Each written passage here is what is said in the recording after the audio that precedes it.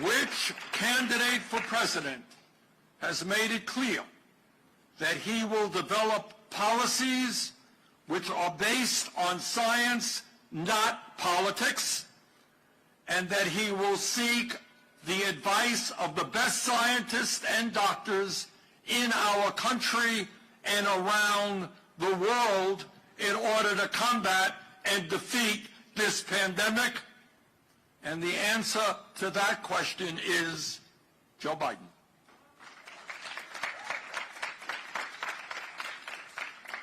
Which candidate for president will develop strong national protocols and guidelines and model the behaviors we all need to engage in to keep our families, our co-workers, and our neighbors safe? And the answer is Joe Biden. Which candidate has the temperament to see us through this unprecedented moment, the worst public health crisis in over 100 years? And let me repeat that question. Which candidate has the temperament to see us through this difficult crisis?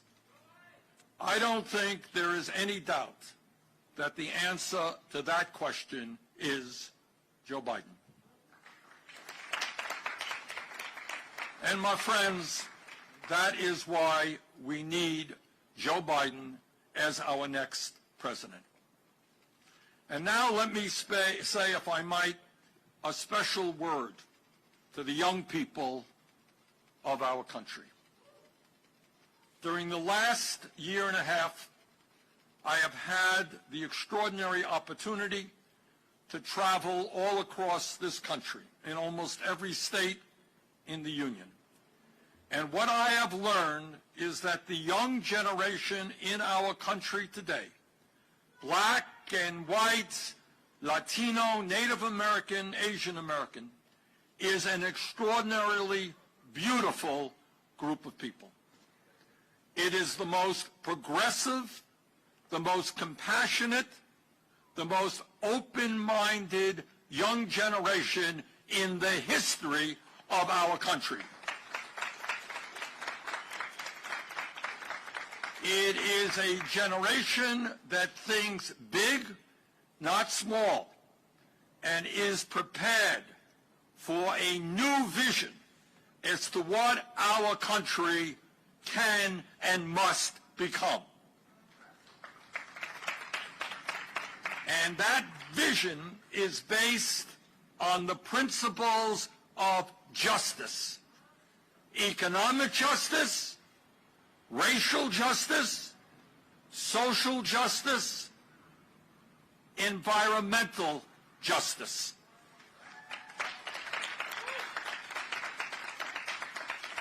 This is a generation that is leading the fight against systemic racism and police brutality. It is a generation that is leading the fight against xenophobia, a generation that is leading the fight against sexism, a generation that is leading the fight against religious bigotry, a generation that is leading the fight against never-ending wars, and a bloated military budget. And this is a generation, unlike the current President of the United States, that knows that climate change is real, that it is imperative that we stand up to the fossil fuel industry, and that we are going to need bold action in order to create a planet that will be healthy for our children and grandchildren. This generation, younger generation, understands all of that.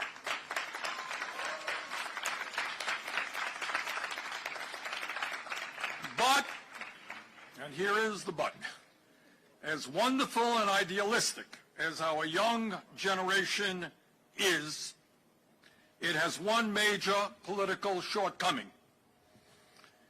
And that political shortcoming is that this young generation does not vote in large enough numbers. The voter turnout among young people has improved in the last few years, but it still has a very long way to go.